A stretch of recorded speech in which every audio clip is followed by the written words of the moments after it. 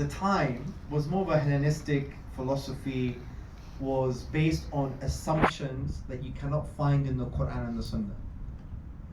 Because when people say philosophy is haram or wrong, they just conflate statements of the ulama of the past, like Imam Shafi'i, for example. He has a, may Allah have mercy on him, he has a very famous statement concerning people of what he would consider blameworthy ilm al-kalam. And he would say, like, you know, someone would say, you need to punish these people or tie them on a donkey and so on and so forth or whatever. But it's not the same as philosophy today. Philosophy has moved on. Like, you have philosophy of aesthetics. Like, is that necessarily haram? Well, it depends what your assumptions are. So for me, I don't like talking about labels because people give different meanings to labels. Here's a principle that the ulama talk about.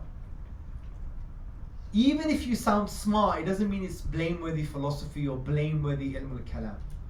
Because even, for example, people who were against ilm al-kalam appreciate some kalam and they praised it. It's not this binary, these people are wrong, we're right. So here's the principle. Let's be principle-led. Is the thing that you're talking about, even if it sounds smart, whatever it is, can you find the principles or the assumptions in the Quran and the Sunnah? Does it contradict the Quran and the Sunnah? So if it doesn't contradict the Quran and the Sunnah, it's based on assumptions and principles that can be found in the Quran and the Sunnah, then in general, it's fine.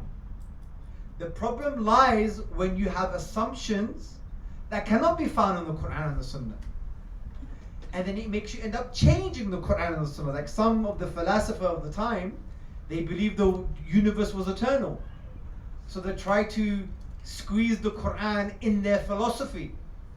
But their philosophy wasn't based on the Quran, or the ideas or the intellectualisms wasn't based on the Quran. It's just clear. So you have to be very principled when it comes to this issue.